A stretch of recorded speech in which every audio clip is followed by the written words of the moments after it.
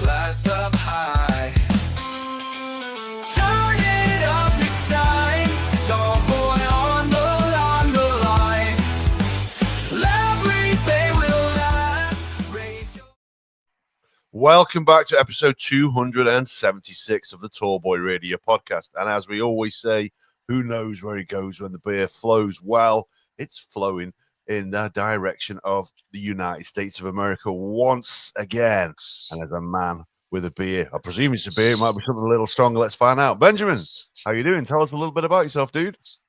Hey, thank you for having me back again. I love coming out here. I love getting to pretend like I'm in a different country for a little while, and just talking to you with your accent makes me feel classier than anybody else. I'm Benjamin L Newmark. I'm an actor. I've been on here a few times, and I'm here to talk about my new film coming out April 29th, The Last Cabin from DBS Film Studio. Yeah, April 29th. So as we're recording this, 2 days away. By the time this releases, you'll be able to watch it. So DBS Films, you've done a few films with them now. People who are familiar with you are probably very familiar with the Roger character, who is, without shadow of a doubt, one of my favorite characters from film. This character that you're playing in this film, very, very different kettle of fish to Roger, isn't he? Yeah, absolutely. And Roger is still the closest thing to my heart for a 20+ year career. That's the one character that he just has a special place. Anytime that Brendan says, put the hat on, I'll put the hat on. And then for Kevin, the character I play in The Last Cabin, this was really cool for me because I really like working with DBS. And one of the things that you don't want to happen is to just fall into that one character, as that's all they're going to see me is Roger. And there's nothing wrong with being typecast, but I like working with them a lot, and Roger doesn't fit in every film. And like, I want to do more with Brendan. I want to do more with the studio. I wanted to keep working and see if we can create again. So Kevin was that first one where it's a character that Brendan had in his head to be based off Ari Gold from Entourage, who's based off a real life agent, also named Ari, of that kind of D-bag producer that bullies everyone around, isn't the nicest guy, but knows how to get things done. And that was what he sent me. And he made me audition the same as everybody else. He gave me a few tips on what he was looking for. And he was just sending me clips from Entourage. And I just watched Jeremy Piven play that character, take out little things. And I started building. And I built and I built and I built. And before I knew it, he liked it enough. He cast me in it, gave me a chance to do something different in his universe and his world. And, drastically different than what we did before, to the point where after one of the first takes, people were saying, I didn't know you could do something other than Roger. And that it was fun just to remind him, like, no, I'm an actor. I do other things. Yeah. Well, I've got to tell you, when you first appeared on screen, first of all, the long blonde hair, I didn't recognize you at first, dude. I'm not going to lie. And then second of all, I didn't think, well, this guy can act, because I've seen you before. I know you can act. However, the thing about Roger is a really likable character. We've had you on the podcast. You're a likable fellow. This chap that you play is not likable in any way. No. Do you know what I mean? He's a real annoying, unpleasant character. But you put a bit of soul into him.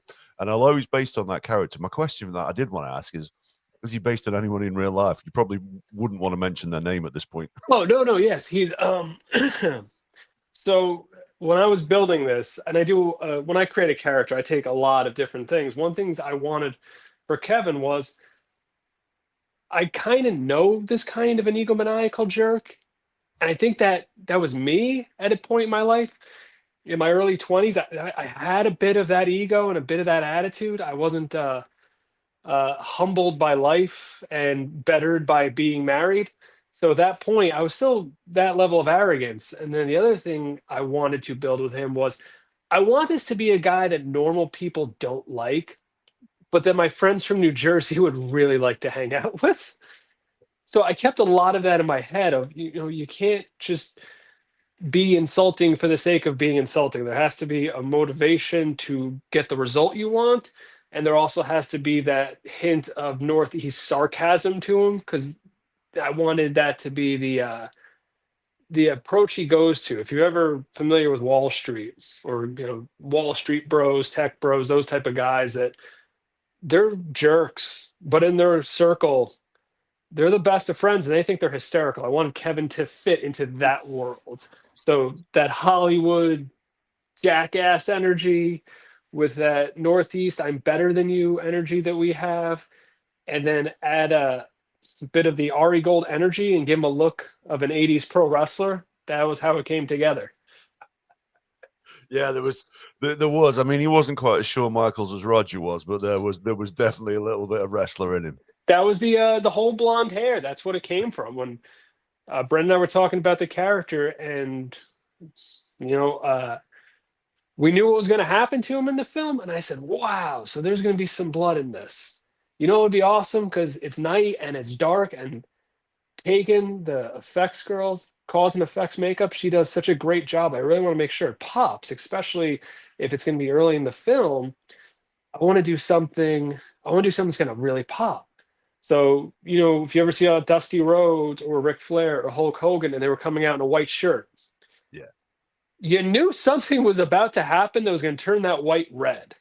So I said, that's what I want. I want the white shirt, got to be a V-neck because that's the jerk shirt. I got to have that V-neck, and I want to go blonde because when there's blood, I really want to pop in the hair. And then the jacket look was, I like that look in the 90s where Ric Flair would kind of come out like that. And Dusty Rhodes would do the same thing. They would do the t-shirt, the suit jacket, and they had that element of I'm here to fight, but I also want to be fashionable. So I took that look and then I got a little bit more from that Hollywood look, and it all came together really, really nicely. Yeah. Was that your real hair then? Yeah, that was my real hair. And the funny thing is the first time they saw that was when I showed up to set because we had done the premiere for A Cold Grave a day or two earlier. So we were together on a Friday and a Saturday and a Sunday. And then I saw them on a Tuesday night on set, and they saw me in full Roger mode for the premiere with the beard and the long hair and the cowboy hat. And it was, I knew what I wanted to do. I knew I wanted to make it drastic and shocking. So I grew everything out for the premiere to look like Roger. And then they left to go to the set. I came home that night. My wife gave me a haircut. We shaved my face, just leave a little bit of stubble. She dyed me blonde, and then there we were. I was like, all right, different character, different person. And no one saw it until I got up there with the little Dutch boy haircut that I got. Dude, I mean, as a bald man, I'm not gonna lie, a little bit envious of that head of hair that you had there, dude, because it was a lot of hair. There was a lot. It's receded. It started receding a little bit since then. So when I saw this film, I said, "Ooh, that is a nice head of hair." Glad I did that because I don't know how much longer I can hold on to this. Make the most of it while you got it, dude. Yeah. I had it for a very short time, and I never made the most of it. Cool. Yeah. So this film, then, so it starts off. And I love it when they do this. They sort of set the scene. They put some characters out in the woods who then just get butchered to begin with. Guys in masks out in the woods. I mean, that's my bag in terms of horror movies. I love that kind of stuff. I grew up watching stuff like The Evil Dead. And again, like this, when you think about cabins in the woods, The Evil Dead is the granddaddy of those kind of films. So you must have taken a little bit of inspiration from watching that idea of being out in the woods, being afraid. Although Kevin, I have to say, doesn't come across as being very afraid because he's fairly brash. Yeah. Well, in terms of Evil Dead, yeah, that was one of the earliest horror influences I had where you can bring a little bit of levity and some comedy to a horror film and be in on it, as opposed to, like, I love my Friday 13th films, and they're that campy that you laugh at because it's not.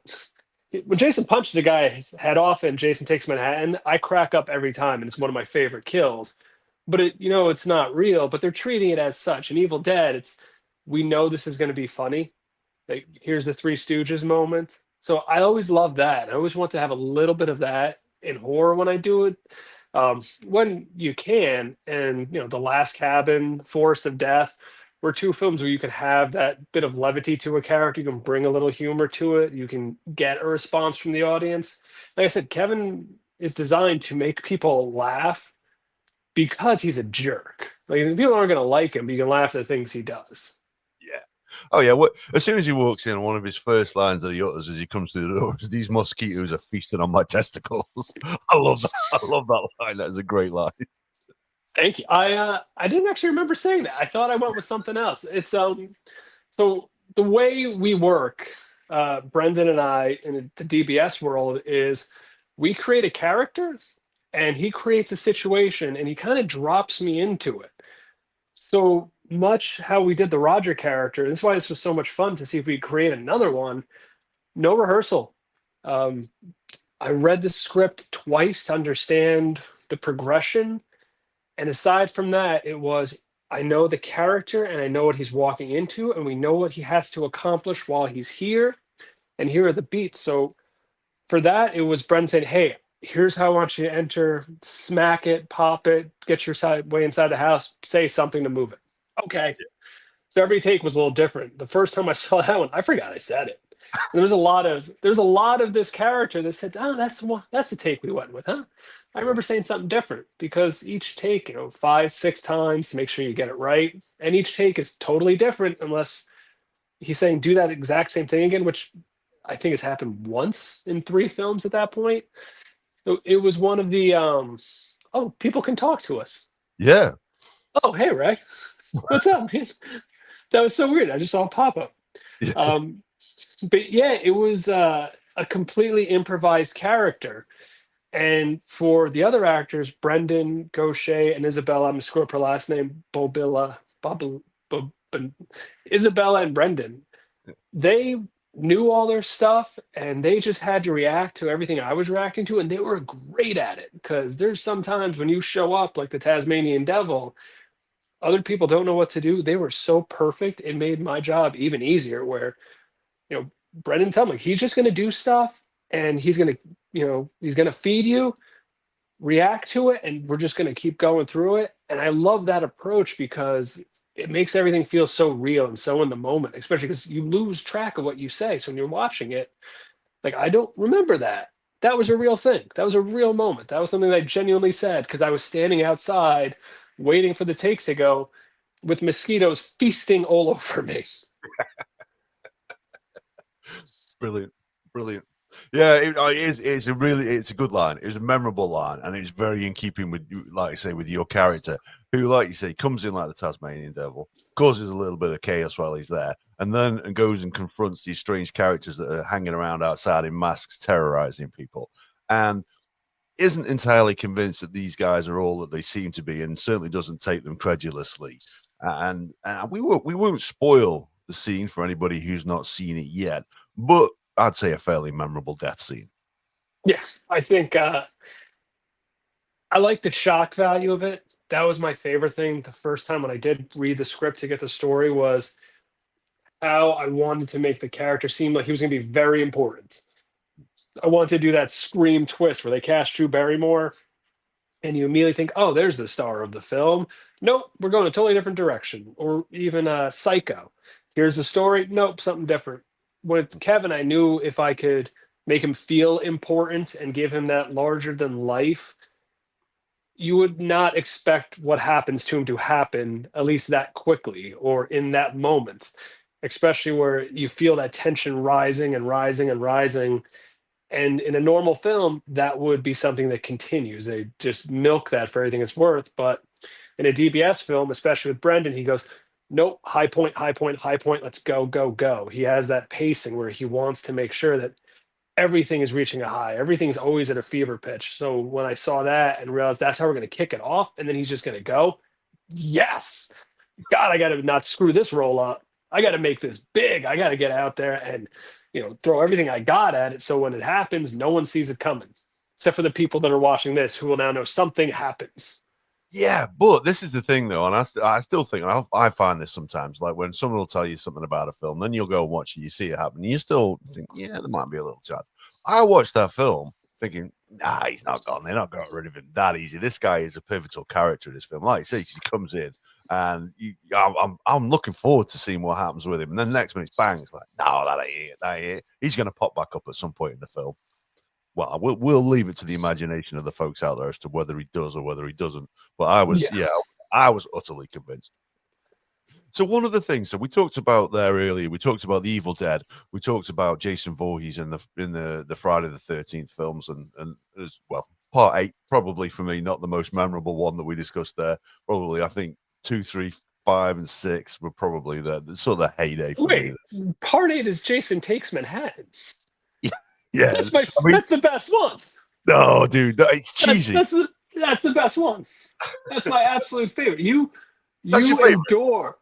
You endure that boat ride for the greatest 10 minutes ever. Because it's Yeah. just Jason in 1980s, early 1990s New York City, and no one cares because No. it's New York City. And that is my favorite thing, especially maybe I'm biased because I'm from there. So seeing him in that environment and just watching no one care. To me, it hits home. Watching him in the sewers and go on the subway, everything was just perfect to me. Yeah. The Well, boat ride was lengthy, but it's totally worth it. yeah, I mean, it is an entertaining film. Maybe because I'm not a New Yorker. I've visited New York a couple of times, but not in that time period. You know, I visited sort of the 2000s, the last couple of times I've been. But yeah, I love those earlier Friday the 13th films. I love the Jason Voorhees character. He's just an unstoppable killing machine. And you know, any hack and slash film for me, when you think about the villain, for me, Jason Voorhees is it. He is the guy. But these films back then, they didn't have to deal with one thing, and that is cell phones. The invention of the cell phone is literally you find yourself you have to put a line in the film at some point to say there's no cell service Yeah. because otherwise it's easily solved, isn't it? You just pick up the phone straight to the police. Yeah, I think that's one of the best things about having a remote cabin is it gives you that instant out. Because anyone who's gone somewhere in the mountains or somewhere remote, the first thing you notice is there's no Wi-Fi. I have no signal. Oh my God, what am I gonna do with my kids? I have to talk to them. This is gonna be rough. Like, there's that situation or mass killers. Both are tough. Even in my neighborhood, when we get to the end of the street, it's just a dead zone. If I was running from a killer, I'd be good, good, good, and then in a lot of trouble in the one dead zone where we live, and then it would be fine again. Well, the UK is a little bit smaller, so we don't have quite those challenges out there. But I do know what you're on about. There's few, but few and far between. We're pleased to say. So, really interesting idea for a film. You know, I think with horror films, you know, when they're set out in the woods, how do you get the characters out there? Why are they out there in the first place? The idea that they're out there to make a film when there's so many films made about cabins in the woods and stuff like that is a really good idea. Was that always the idea, or was that did it? Which came Well, first? Is what I'm saying. well, so the last cabin is actually a DBS remake where Brendan likes to go back and look at his old work, and he's like a computer the way his brain processes us.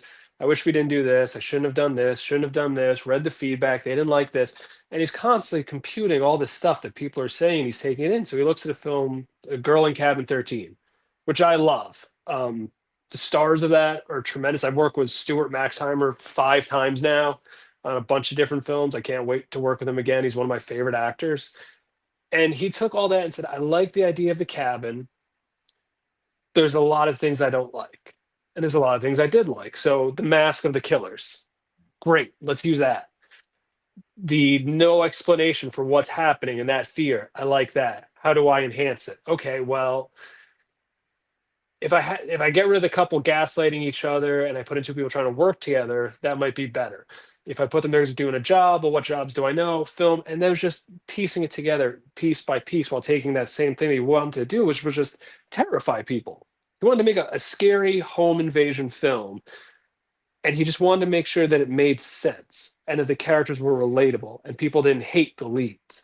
The one thing he got from Girl in Cabin 13 was a lot of people just said these two are just gaslighting each other. They didn't come across as likable to a lot of people. Whereas in this one, you notice that, oh, they're really just trying to do their best and they're two different points and they're a lot more relatable to the average person. And they've got a crappy boss and they have to work overtime and no one cares. Like it was just that. And then putting them to make a movie is because that's what they know. They know that this is something that has to happen, especially when you're a location scout. You're going to be going out there in the middle of the night trying to figure something out. It happens on every film, every TV studio where, hey, we film in 6 hours. We don't have a location. Someone go find something. And in 5 hours and 59 minutes, everyone is expected to be somewhere to start filming, even if that location doesn't exist.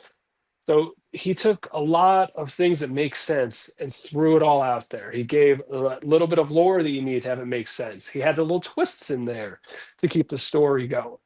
So where it started to where it got to, drastically different movie. Probably can't even call it a remake. And once this movie comes out and the reviews start coming in and people start saying things, he's going to start looking at it again and go, I don't think that was the last cabin. I think we need another cabin. Yeah, fair play. No, it's good. I tell you, the one thing that I did like about the way that it was filmed as well, in terms of doing almost like a found footage, so that you don't feel like there's a cameraman there, although clearly there was because they were talking to the cameraman, the guy who was filming, and I quite like that touch. But also the torchlight. Really, really enjoyed the way your eyes were drawn to the center of the screen, but all the time, even though there was wasn't necessarily anything happening, you're looking in the shadows all around, and it's a really clever technique that. Yeah, it's found footage is tough because the reason the camera has to be going has to make sense or it sucks you out. What you see has to make sense or it sucks you out. The problem is you do lose a lot, but when you can create that atmosphere of paranoia and anxiety, suddenly only having that view seems to become very heightened. And it's one of those things where Brendan has done. He was in his found footage phase, like Picasso's got a blue phase. He was in his found footage phase, and he's done with it now, back to cinematic. But you'll notice this doesn't look like a found footage movie. It's not a lot of shaky cams, even compared to A Cold Grave, which isn't really, it doesn't look like a found footage film, but it clearly is. With this one, it makes more sense why everything is happening. And because it's a professional cameraman shooting everything, that allows Brendan to actually shoot things properly. Because there's a guy behind the camera getting all the footage for behind the scenes. So everything can be framed, everything can be in focus. You can have those shots outside of a window because it's a professional shooting it. It's not someone on their cell phone or the shaky cam stuff. So it's a found footage, but it's an exceptionally well shot found footage film. The cinematography on a found footage film should not be as good as this one is. No, it's good. It is good. It is really well filmed. Even just from the very start, like I say, that scene setting thing where again they've got another guy who's filming them, and this is what you do. You're out in the woods, you're having fun. You're gonna pull all the old movie camera out. But it's nicely done. And like you say, those masks that the kids or whoever or whatever they were wearing, they're good. They were scary, and they're real people. But you start to doubt it because you've seen the Jason Voorhees film. It could be a zombie or something behind there. It could be some horrific creature. And you're almost waiting for them to take the mask off and it'd be something just as creepy and just as scary. But when they do, and the girl was sort of saying, oh, I've not seen your face, you can go, but it's fine. That was awesome. Oh, yeah. That's like, this just got sinister. And that's one of the things that I think gets overlooked in a film like this is they play such a great role and they do such an excellent job. That's not what they were hired for. The people in the mask, one was Tegan, who does the effects. So Tegan is going from scary mask killer, torturer, to having to do every single prosthetic. And there's times where, we know what happens to me. So she's still in her costume as a killer while applying the murder stuff to me. And it's crazy. The other one is Dylan, who is Brendan's number 2 on the set. So you have Brendan as the director and the cinematographer and working with the actors and keeping pacing, but everything else is done primarily through Dylan. He's the one doing the lighting, the sound. He's the one making sure you hit your marks. He's the one making sure you're staying on script for me. He's the one, throwing out ideas and making sure that everything is flowing. His does the job of 12 people on a set. And then he's got to go put on a mask and he's got to give a performance. And then Kellen, who's the co-writer and kind of everything, co-editor, does, again, everyone is doing a multiple amount of jobs. And they're doing their other jobs and they have to go be in front of the camera. And they have to go do the other jobs and go back in front of the camera. And it's a very difficult thing to go back and forth, even if you're in a mask, to be able to nail those little mannerisms of a head tilt, of putting your chest up, of just getting the walk down. So the fact they were able to do all that, incredible. Like that alone is worth watching to know what you're seeing on screen and knowing everything going on behind you, the camera, they had to do, and then go jump in front of the camera, then go back behind the camera, then jump in front of the camera. I Well, just had to act. yeah, well, this is the thing, though. Do you know what I mean? The masks, as creepy and as scary as they are, and as much as they add to the film, that's the one thing, isn't it? You say there that those little intonations, those little moves of the head, are really all you can do because there's no expression, there's no facial expression.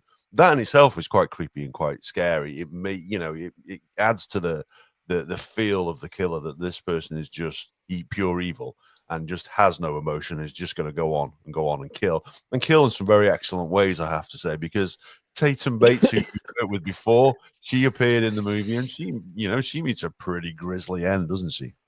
Yeah, it's funny because a lot of these kills were things Brendan and I talked about years ago. He's like, it'd be cool if I just ran someone over with a lawnmower. And you have these crazy ideas. And you just throw things out there like, here, it'd be a great way to kill somebody, which again, it's a dark conversation when obsess over, it'd be fun ways to murder people, but you mean it cinematically, not in real life. But those are the things that go through your head. And the first time I saw this film, I kept thinking like, oh my God, you did it. You actually pulled this off. Yeah. You're a sicko. Yeah, when you see it fired up and you think, oh, this isn't going the way I think it's going to go, is it? They're going to cut out. No, they're not. They're just going to go straight out and cut. Yeah, and seeing this and then knowing things we've talked about, there's a time to jump in on watching DBS films. Now's the time because this is where he's at now, and he's only going to get crazier. Yeah. So, well, it's some of the tools that they use. Like I say, there's the lawnmower, you've got the chainsaw, you got the drills and stuff. So when you throw it back to those great 80s horror films, you think of things like obviously Evil Dead 2, isn't it, where he has the chainsaw? You got Driller Killer and stuff like that. The lawnmower, I'm not sure I've ever seen that done before. But there was a film done, and I think it was called something like The Toolbox Murders. And I remember watching that, and I was a little bit disappointed because it wasn't quite grisly and as gruesome as enough. So you guys, you put that right, didn't you, in this film?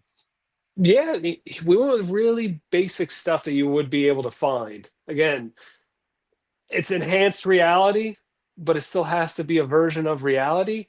So a hammer, a drill, lawnmower, chainsaw, forgetting one, but they're all things that you have in your garage. They're all things you can just walk into your garage and pull out.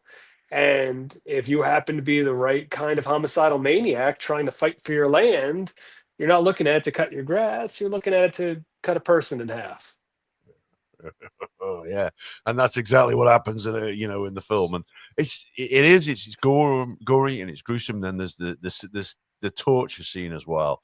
And when you think about torture, you think probably towards, I think it was the Second World War, when I think it was the Japanese were pulling fingernails and stuff like that. Man, Yeah. that goes through you. That goes through you, doesn't it? Just Yeah, and I know they had a tough time shooting that because the actress in that scene gave such a great performance. It felt very real. So I know, oddly enough, in that scene, the torturers were having a tougher time torturing than the person that's like, no, just torture me. It's fine. it's grim. Yeah, it's the parts of it do take you to some pretty dark, unpleasant places, don't they? So I tell you what, as well, funnily enough, when you reached out to us about this film, it was ready to go, and you wanted to come on, and I said, we rearranged today's date, and then I just so happened I was off to bed, I wasn't quite ready to sleep. Bang the TV on which film should pop up in front of us? Attack of the Math Gator. So you're still on screens. Yeah, what's funny is I don't have cable anymore here. We're cable cutters, so I have no idea that it's regularly playing on Sci-Fi. Yeah. When you sent me that, I was like, oh, people are still watching this movie, huh? And yeah, people are still watching it. People still like it. I'm happy to have my little part in it. It was one of the cooler experiences getting to work with the asylum people. And that's another one. Working with Stuart Maxheimer. Yeah. It's always cool when you're in this industry and you show up to a set and there's somebody It's, when you graduate to a new grade as a kid and you see which friends are in your class. It's the same feeling of, I'm not going to know anyone. I hope they like me. Oh, this is a whole new group of people. Oh, I know that guy. Yay, my friends are here. Oh, I know this guy. Yay, my friends are here. All right, I'm ready to go. Let's do this. Feed me to a gator. Which indeed they do. But no, Again, see, that's another one. First kill in that one too, yeah, which dude. was the when I think I read for 4 characters. One of them they passed on. I said I'd be open. This one I'd be good with this one. First death, and they ended up booking me the day before. Because again, I'm the greatest backup actor of all time. But the whole reason I wanted that one was I wanted to die first. I Yeah, want that first kill. it's memorable. You remember the first kill in a movie, and like I say, this Yeah. character comes in like a whirling dervish, and you remember him anyway. He's, like I say, a great character. Will we see him in another movie? Probably not, but we don't know. We don't know. Like I say, Roger, Uh, will Roger be making another appearance? I hope so. We did we in Shadows of Bigfoot, his previous film that came out, when he was working on the ending, we shot an ending of that film where Roger comes back and finds something. And when they premiered it, that was the first version that was showed, and the people that knew it got really excited and they cheered, and then no one else got it. And the distributors didn't get it. They didn't care about this character. So he redid it, and the way he did it makes way more sense for the movie. Sucks that Roger's not in it, but we had that first cut. So every now and then I do get to say that I've done 4 and got cut out of 1 with Brendan. But I'd love anytime I get a chance that would come up, I would absolutely do it. That's still my favorite character. Yeah, and Roger had a fondness for natty lights, didn't he? This film has sat around drinking twisted teas. You're not partaking in that now. So funny thing how that happened. When we got to that scene, again, it's all improvised in the moment. All we have is like, here's the scene, here's what has to come across. How we get there, we figure it out in that moment. Again, the character, the story, the motivation, you can do that stuff.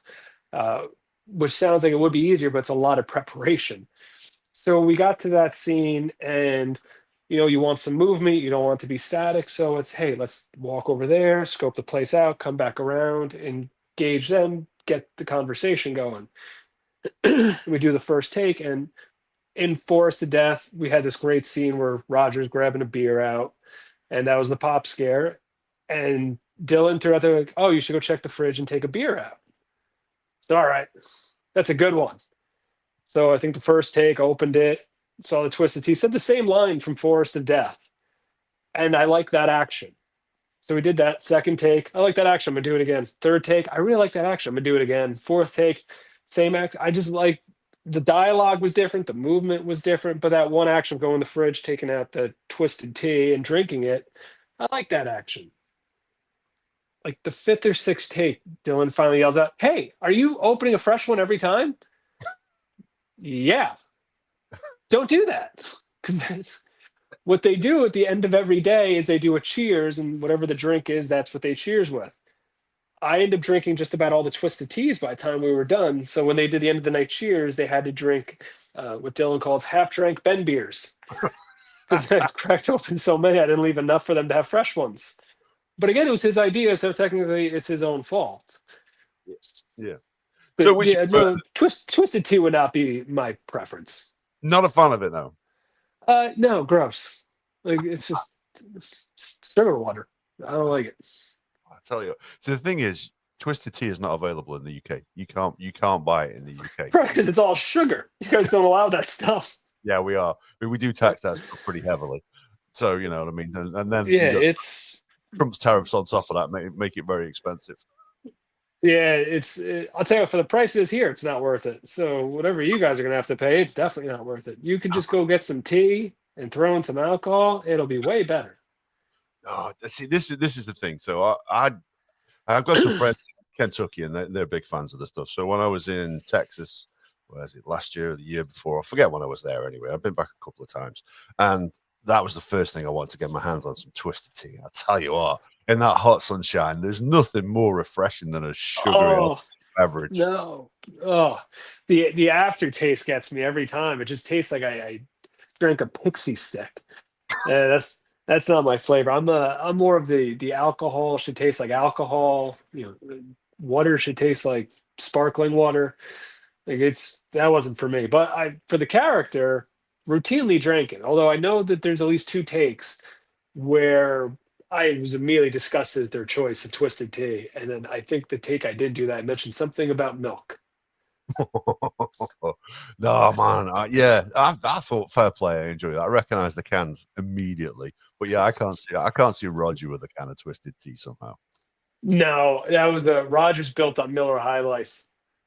That's that's his official alcohol. It'd be Miller High Life, an excessive amount of cigarettes, and I don't think he eats food. To be honest with you, and if he did, it would probably be some kind of just dead animal with a potato. Yeah, barbecued roadkill, I imagine. Yeah, Kevin would be much fancier. He would be more Yeah, of the White Claw or vodka martini with some kind of avocado toast. yes, amen. I can get on board with that. I can get on board with that. So, Yeah, one of the things I have to ask, like I say, for anybody who does watch the video, and we will obviously share that online. Mostly when people listen to this podcast, they do listen to it rather than watch it. So, for the benefit of our audio listeners, you're sporting a rather splendid beard at the moment. Did you want oh, to tell us a little bit about that? uh, yeah. The fun thing about being an actor, sometimes you get to time travel. So I get to grow this great late 1800s beard for the next role I'm doing in a film called The Grand Illusion, which is a Civil War drama in which I will be playing Abraham Lincoln.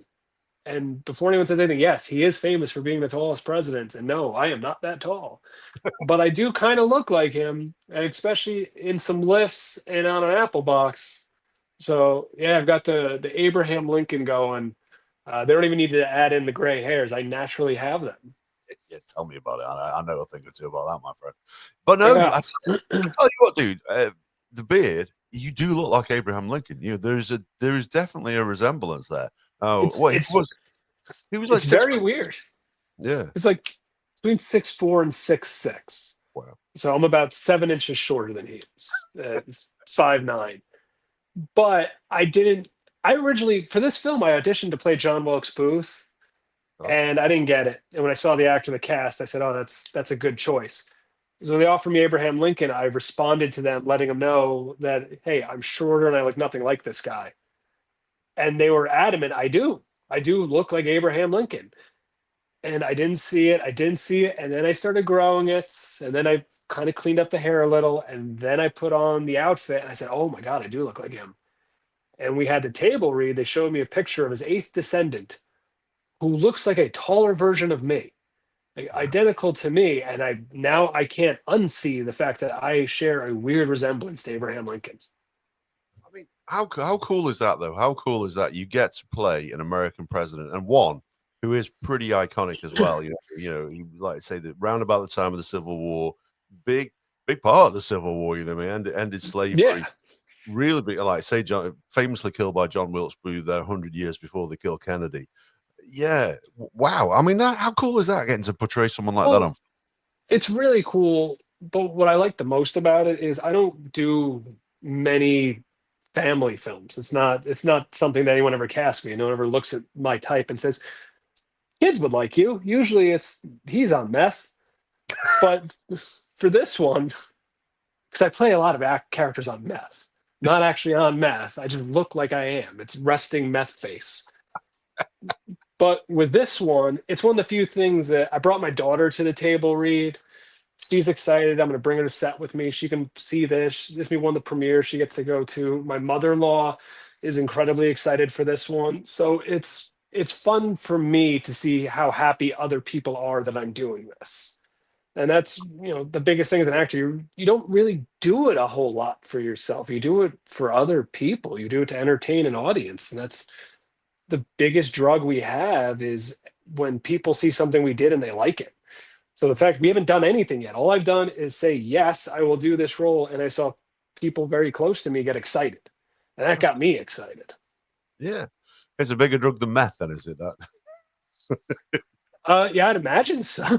People, again, I've had to research a lot of meth roles. People seem to really like meth. I don't think it's something that I'd like to try. But yeah, I imagine it's probably similar to the rush we get as an actor of, wow, they like that. equivalent to meth. Both give you that adrenaline rush. You want to keep doing it. That's cool. How old's your daughter, by the way? She's 10. Ah, cool, cool. Ah, that's awesome. So yeah, she will have learned about that character then at school. I've got my daughter's 8. She's probably less familiar with presidents and Well, certainly yeah. Sometimes we have the ignorant American brain, and we just assume that the whole world does revolve around our country, and everyone should know everything that we do at all times. And then I have to remind myself, I have no idea who the biggest star in your country is. I sometimes have to remind myself that Scotland has television and probably running water, because you just like what I know is from Braveheart or Mrs. Brown's Boys. So so I don't know a whole lot. yeah. Mrs. Brown's So, Boys, I think it's supposed to be Irish, by the way. again, ignorant American brain. I know there's a difference between Ireland and Scotland. For the life of me, I cannot exactly tell you what it is. I just know that whenever I meet someone who's Scottish or Irish, they're fun to talk to and drink with. Yeah, Beyond that, I don't know. yeah, you're right on the money there. Ireland and Scotland are famous for 2 things: very, very strong Celtic accents and a real passion for alcohol. So you're in good In company. fact, that's actually most of what I know about the European countries. Is they're a lot of fun to drink with. Like everyone I've met from London, they're a good time. Ireland, Scotland, good time. France, not as much, but very good in recommending wine.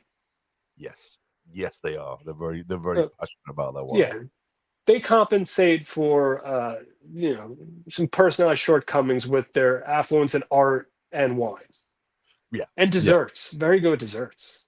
Oh, listen, I'm telling you now, French gastronomy, French food is some of the best food. I went to Yeah. Paris. It was one of the first places I went with my wife. Actually, we went to Paris. Absolutely loved it. Yeah, phenomenal place. And the British do have a bit of a love-hate relationship with the French. There's no love there. We just love to hate the French, and we know that they I, love th- to hate us. I think that's the whole thing with the French is that's their identity is everybody hates us. Yeah, But we hate you too. yeah, that's it.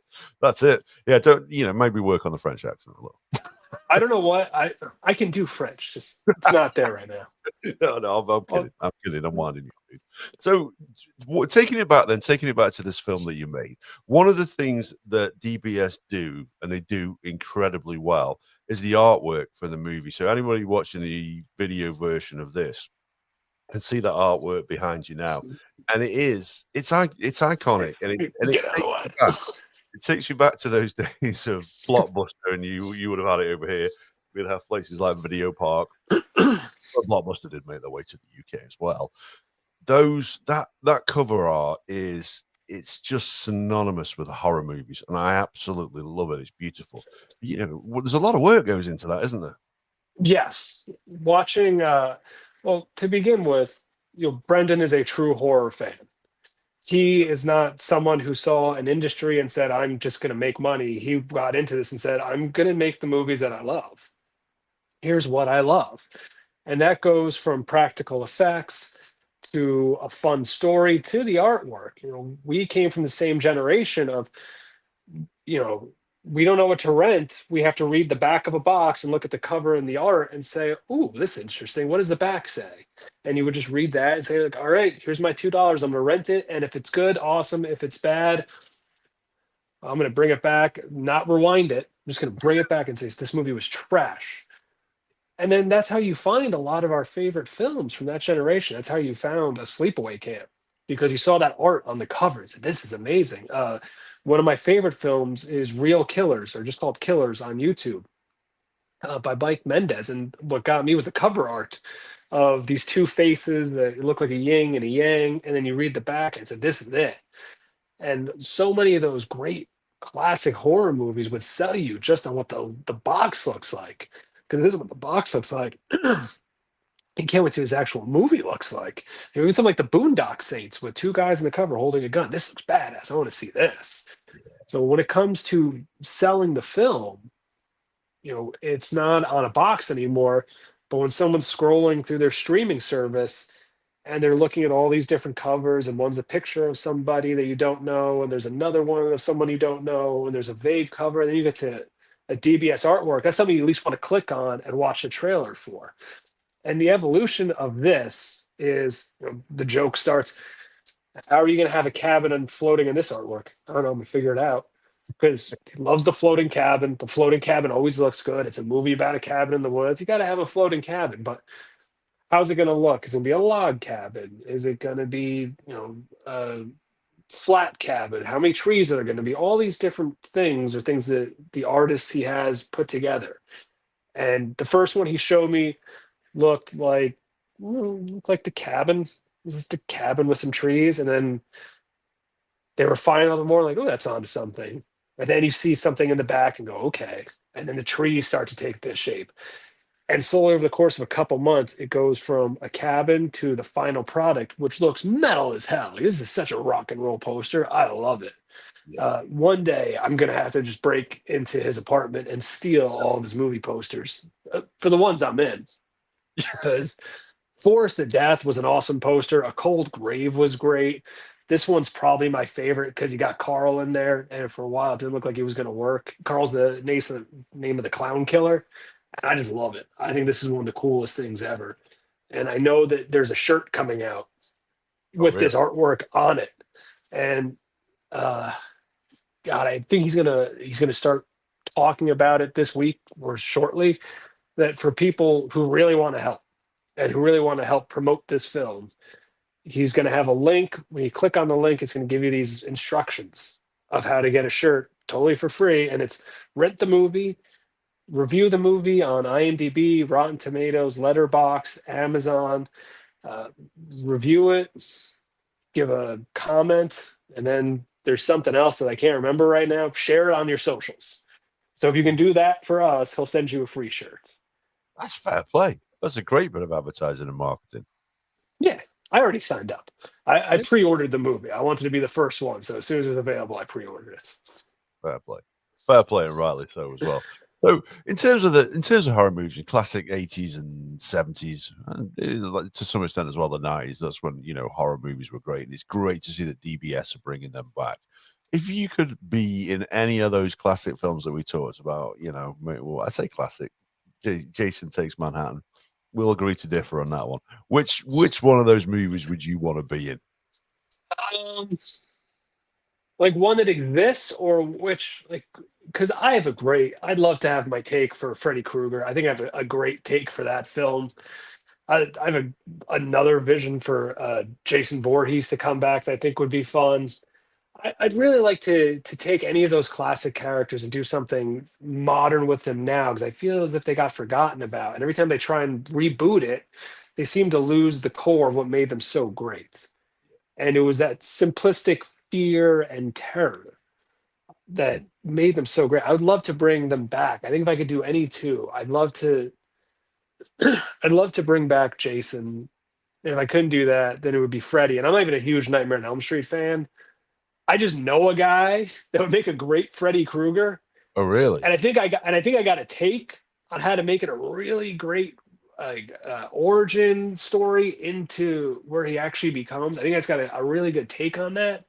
So that's been in my head for a while since I worked with an actor named Jared Bankins on a film we have coming out later this year. But the guy is just the sweetest human being alive, very nice into meditation and spirituality. When he has to play a psycho, he's terrifying, absolutely terrifying. So in my head, once I started working, I said, if you ever get a chance to be the Joker, well, Freddy Krueger, your whole career will be made because you're perfect for it. Wow. And then seeing him as that was, wow, I would love to see what you would do in Nightmare on Elm Street. Wow, I'd love to see how Freddy went from this child abductor, freed out, killed, and then come back. I want to see that story. I want to see that story with him. And then the one I would love to see for Jason is, he's still at Camp Crystal Lake, but the same thing that's happening everywhere is we're overpopulating in this country. So let's mow some things down and put up some condos at a mall. And I would just love to see them disturb him and have him come out and chase some people through a mall at night. I just think that would be fun. Jason in a mall in New Jersey at night. Yeah, I want to see that. Yeah. Yeah, it's kind of mixing a little bit with Dawn of the Dead there, bringing a little bit of the Monroeville Mall. That's still my favorite zombie movie. The original and the remake, to me, are both equally brilliant in two totally separate ways. I love the slow zombies. I love the fast zombies. I love the meta messaging involved. I loved all the Easter eggs. So that, but with Jason. I like that, dude. I like that. My issue with the Freddy Krueger thing is because I don't know. The one thing that I loved about Freddy Krueger was Robert Englund and how he portrayed him. So when they brought back those films, you knew he was going to be a bit of CGI in there as well. Whereas it was all done with special effects back then. And Robert Englund he just plays that such a creepy, uneasy character that you could believe that he was a child killer. Yeah, that's what I think it would have to be is someone who can do that same charisma and fear, but in a drastically different way. Almost, you either have to go hyper realistic with it or ground it until it's time to go into that nightmare world and then go bonkers. And the way it's always seems in my head is, if you've ever seen Mandy with Nick Cage, that's how I've. Oh, it's a great movie, but it's one film and then becomes something else. And I think that would be the way I want to see it done, where the nightmare world is just different and a little bit more bonkers. And I want it to be visually something different. That's where I'd go. And if they don't let me make it, then I'm gonna keep taking all these ideas and I'm gonna keep telling them to Brendan until he makes a good knockoff version. Yes, that's the way forward. This is one of the best things about DBS movies, as well, is that people like yourself who are genuinely passionate about this genre actually get to have an input on these films and how they're made. Like, so A Cold Grave came from the idea of being the Roger movie, which has come from yourself. I know, like, I remember the ideas for the Meth Gator films were, I remember you talking about those early when Cocaine Bear came out, and hey ho, there it is, it gets made. If you were going to be making your own movie, dude, and I do think you've got enough ideas knocking around in that head of yours, yeah, is that on the agenda? Is that something that you could do? No, when I started in the industry, I started as a writer. I never wanted to be on camera. It was something that wasn't for me at all. I didn't like the idea of it. I didn't like being on a stage. I just wanted to be a journalist for the Yankees. And that kind of transition to, oh, I like writing this TV and film style. So I went to school to be a writer, and somehow that led to me going, well, no one really likes the things I do. I'm gonna get a camera, just make a movie. So I made 3 films early when I was younger. I won a couple student film festivals. I got some film festivals, and then I realized I'm not really good at this, and I don't enjoy it. I don't like directing. I like writing, but not even that much. I like creating. That's more of what I enjoy. I've never been great at the discipline to sit down and write and not get lost in all the other tangents, especially with kids now. It was more of a burden than it should be, unless I'm working with other people. Then I love it. So whereas I'm a collaborator, and somehow this all made me realize that, like, I think I belong in front of the camera because I've got a writer's brain to create, and I've accidentally learned how to act along the way. And now when you get to work with someone like Brendan, who our brains are in sync when it comes time to work. We're very much on the same page of, here's what I want, here's how we want to do it. Let's go and put it together. So I know that's not something that I'd want to do, is go back and try and direct a film. What I love was the way we did Cold Grave, where, hey, I got an idea. Here's what I think we should do. Let's put the story together. That I love. I love collaborating on a story. I love putting it together. But having to go out and hire everybody and do all the location and get the script right and the 75 rewrites, the daily, it's not, no. I'm much happier on the side of, hey, I'll help you put this together, but you do all that other stuff because it looks miserable. And if you've ever seen a director, day one of pre-production to wrapping, they look like different people. They look exhausted. Yeah, I can imagine. I mean, it's a grueling shoot as well, isn't it? These films, and I do believe the horror genre is underappreciated in terms of the art and the thought processes that goes into it and the work that goes into it. You guys film it. It's filmed over a relatively short period of time. There's a hell of a lot of work goes into making those films in that time, isn't there? Yeah, this is like boot camp when you work with DBS because there's a budget, and more than as a creative or as an artist, Brendan is an entrepreneur.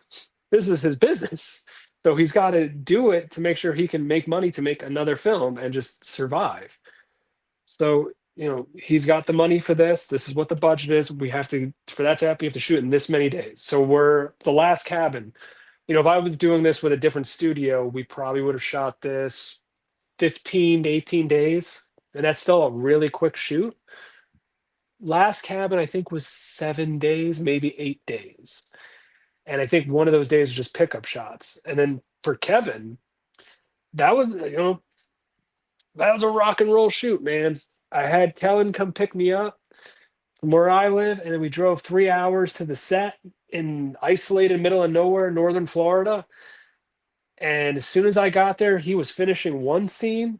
As soon as he finished that scene, it was wardrobe, and we started blocking. We started going, and I had to be back here for my kids so my wife can go to work. So we had X amount of time to shoot everything. So 3 hour drive there, about an hour prep, shoot for 6 hours, get back in the car, and get back here in time for my wife to get to work so I can take over on dad duty. Normally, that was probably a 3 day shoot just for everything Kevin did. Would be about 3 days, maybe two if it's really quick. We did that 6, 7 hours, and it's nonstop. There's no real breaks. And the kicker to this was, like I told you, we had the A Cold Grave premiere 2 days earlier. Someone was a super spreader, and we all got violently sick. Wow. So while they were out there, Brendan and Dylan were in masks, sweating, and you could tell, it was a struggle. I didn't tell anyone I was sick, but the night before, I was in the hospital with my daughter because we'd gotten sick. And I didn't want to tell them because I don't want them to think I can't do it or it's not going to be good. They got to get somebody else. So just shut up and go.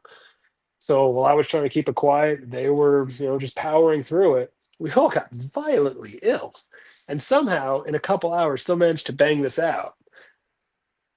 Well, that's incredible, really, because there's no sign of that in the film. If you'd have told me that beforehand, I'd have said no way, no way, that's BS. 'Cause I've watched that film, really enjoyed it. The performances are great. For you to be in the hospital the day before to put in a performance like that, like you say, when you come in like a whirling dervish, like a Tasmanian devil, and just spew out some fantastic lines, and then bang, that's incredible, dude. So fair play to you for you're a Funny trooper. thing, there is a DBS tradition I have. The first one I did with them was Forced to Death. I had torn my shoulder really badly right before we started shooting. My youngest one tripped me getting out of his playpen. I just landed weird, and I popped it here and here, and I was in a sling that I only took off when I pulled up to the set. I took it off and just, I'm fine. Let's go. Don't want to get fired. And then for Cold Grave, I had just been getting over the wonderful thing of COVID, I believe, right before we did that.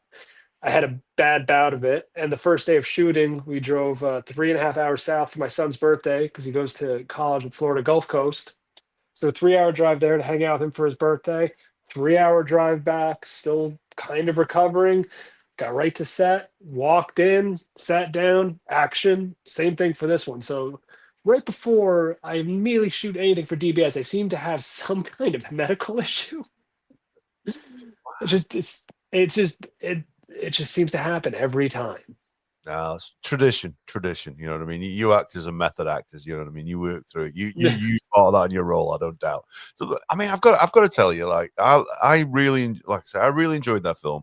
Really, I was disappointed you weren't Roger in it for a kicker because I was looking forward to Roger making. As soon as he's out in the woods, I'm thinking, yeah, Roger's going to be making an appearance here. Unfortunately, he didn't. But no, Kevin, absolutely fantastic, dude. And like we said earlier, you played a very, very unlikable character, and you made him very, very realistic. It would be very easy to make him almost comic and cartoony, but you didn't. You added there's comedy in the way he was portrayed, but absolute Yeah, brilliant.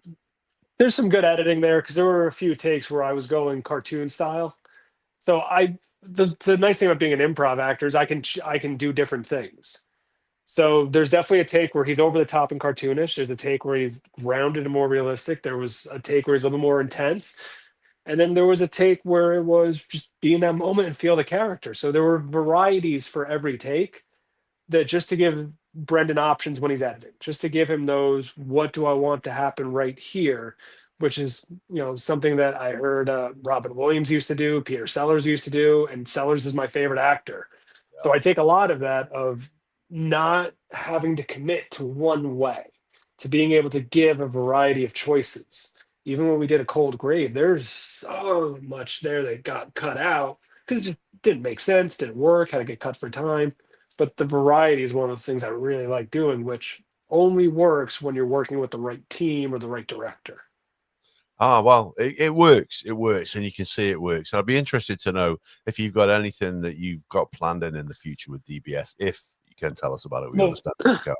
well, we already shot another film that's going to be coming out later this year called Echoes of Evil, where it is a totally different character even than Kevin. This is the one of the rare times I get to play the good guy and play the hero. I never really get to do that.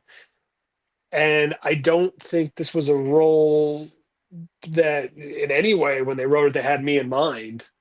I definitely don't think that I'm what they were looking for. But again, read for it, changed my whole look about it, changed the way I speak, changed everything. And, it was one of the most fun shoots I ever had because this was back to cinematic. So we really got to take our time. We didn't have to, do one 6 minute take and then do a 6 minute take again. This was, here's the shot, let's get this shot. Here's the shot, let's get this shot. Okay, do the dialogue from here, do this angle, do this angle. All right, let's go for it. Was just, it felt more freedom to make mistakes, which, I like both ways are good for me, but I like to know that there's that safety net where if I flub a word or if I get lost in a pothole, we don't have to go all the way back to the beginning because it's all a big wonder. So this was one we already did. It's coming out later this year. I think the Last Cabin comes out Tuesday. The Haunting of the Lockwood House comes out later this year. And then I think after that, it's Echoes of Evil. Cool.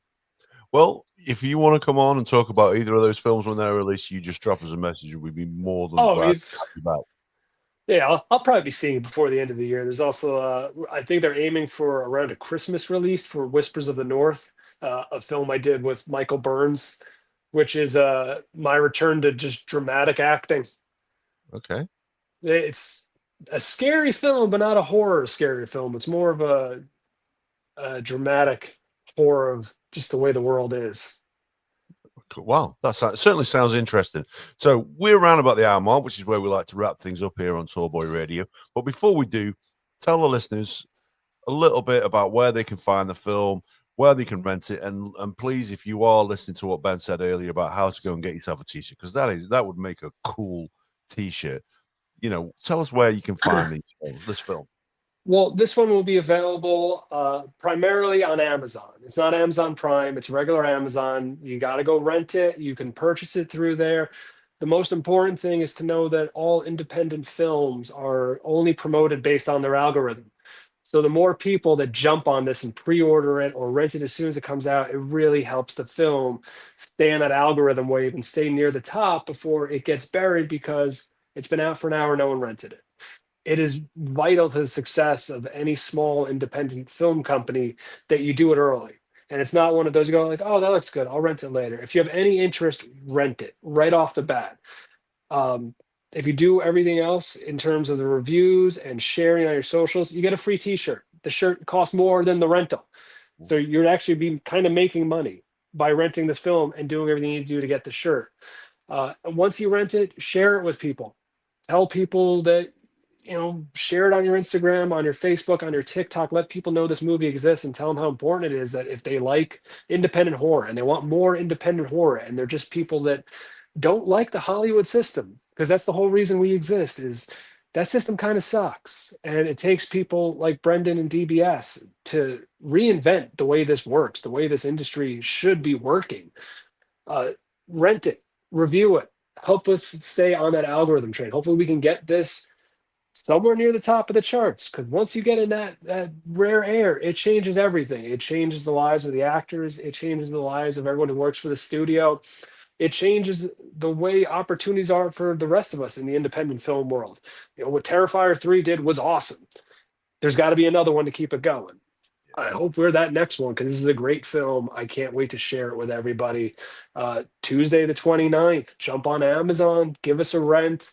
You could find me on Benjamin L Newmark. It's all my socials are basically the same things. Go find DBS Film Studios. They're on TikTok, Instagram, X, Threads. I think they're basically everywhere.